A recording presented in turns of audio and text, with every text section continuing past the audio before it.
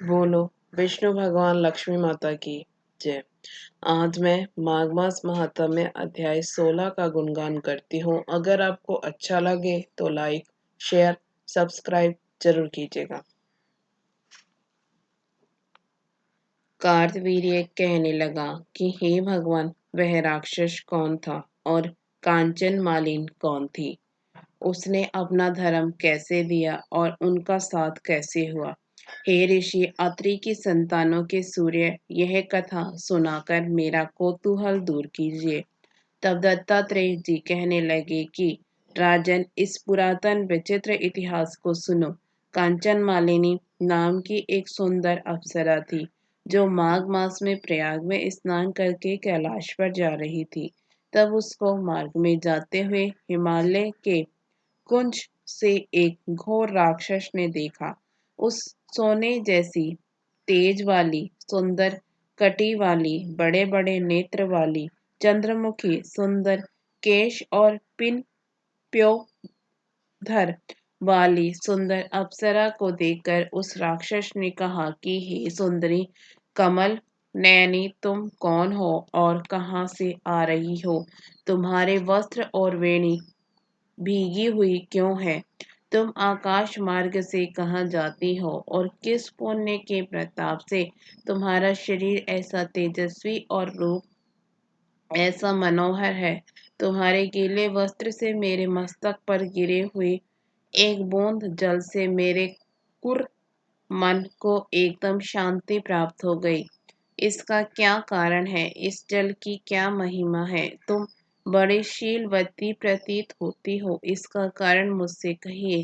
अप्सरा ने कहा कि हे राक्षस सुनो, मैं कामरूपिणी अप्सरा हूँ। मैं प्रयाग में संगम में स्नान करके आ रही हूँ, इसी से मेरे वस्त्र भीगे हैं।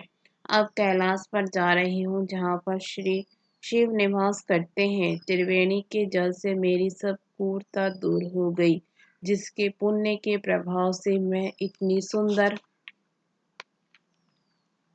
और पार्वती जी की प्रिय सखी हुई। सो आश्चर्य देने वाला उदाहरण मुझसे ब्रह्मा जी ने कहा था। सो सुनो, मैं कलिंग देश के राज्य की वेश्या थी।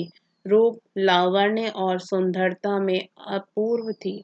मेरी सुंदरता पर सारा नगर मोहित था और मैंने अनेकों प्रकार के भोग भोगे। अनेक प्रकार के वस्त्र और आभूषणों की घर में कोई कमी नहीं थी। कई कामी पुरुष आपस में स्पर्धा ही से मृत्यु को प्राप्त हो गए। इस तरह उस नगर में बड़ी सुंदरता से यौवन व्यतीत हुआ और मैं वृद्धावस्था को प्राप्त हो गई। तब मेरे मन में विचार उत्पन्न हुआ कि मैंने अपनी सारी आयु पापों में ही व्यतीत कर दी। धर्म का कोई कार्य, दान, तप, यज्ञ आदि नहीं किया। शिव या दुर्गा जी की आराधना नहीं की, न कभी भगवान विष्णु का पूजन किया। इस प्रकार अशांत चित्त जिसे मैंने एक ब्राह्मण की शरण ली, जो वेदों का ज्ञाता और ब्रह्मनिष्ठ था। मैंने उनसे पूछा कि मेरा निस्तार किस प्रकार हो सकता है। महाराज, साधु सज्जन अच्छे और बुरे सभी पर दया करते हैं, इसलिए मुझ दीन पर भी कृपा करके मुझ कीचड़ में डूबी को पकड़कर उभारिए। क्षीरसागर क्या हंस को ही दूध देता है, बत्तख को नहीं देता है? तब वह ब्राह्मण राजा का पुरोहित इन सब बातों को सुनकर मुझ पर दया करके कहने लगा कि तू ब्रह्मा के क्षेत्र में जाकर माघ मास में त्रिवेणी संगम में स्नान कर, परंतु मन में अशुभ क्रिया का विचार नहीं करना। पापों के नाश के लिए महर्षियों ने तीर्थ स्थान से अधिक और कोई प्रायश्चित नहीं बतलाया। प्रयाग में स्नान करने से तू अवश्य पवित्र होकर स्वर्ग को जाएगी। हे भामिनी, पुराने समय में गौतम ऋषि की स्त्री को देखकर इंद्र ने काम के वशीभूत होकर कपट वेश से उससे भोग किया। इसलिए ऋषि द्वारा श्राप दिया गया और उसका शरीर अत्यंत लज्जा युक्त हजारों भागों वाला हो गया तब इंद्र नीचा मुँह करके अपने पाप कर्म की बुराई कराने लगा। मेरु पर्वत के शिखर पर स्वच्छ जल वाले सरोवर पर एक स्वर्ण कमल से भरे हुए कोटर में घुस गया और अपने पाप को धिक्कारता हुआ कामदेव की बुराई करने लगा कि यह सब पापों का मूल है। इसके ही वशीभूत होकर मनुष्य नरक में जाते हैं और अपनी धर्म कीर्ति यश और धैर्य का नाश करते हैं। इंद्र ऐसा सोच रहा था, सो इंद्र के बिना सारा देवलोक शोभाहीन हो गया। तब देवता गंधर्व के नरलोकपाल इंद्राणी के सहित बृहस्पति जी से जाकर पूछने लगे कि महाराज, इंद्र के न रहने से स्वर्ग ऐसा शोभाहीन हो गया है जैसे सतपुत्र के बिना श्रेष्ठ कुल। इसलिए स्वर्ग की शोभा के लिए कोई क्रिया सोचिए। इस विषय में देर नहीं करनी चाहिए।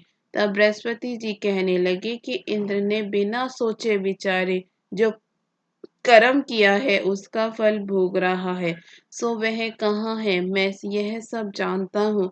फिर गुरु जी ने सबको साथ लेकर स्वर्ण कमलों से युक्त बड़े सरोवर में इंद्र को देखा, जिसका मुख मलिन और आंखें बंद थी।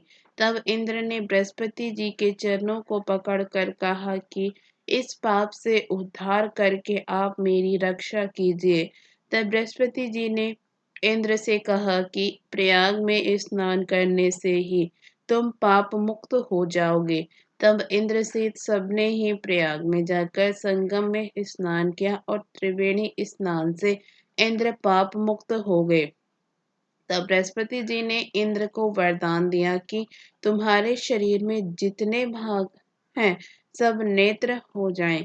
तब इंद्र ब्राह्मण के वर से 1000 नेत्रों से ऐसा सुशोभित हुआ जैसे मानो सरोवर में कमल शोभायमान होता है। इसके साथ ही 16वां अध्याय समाप्त हुआ।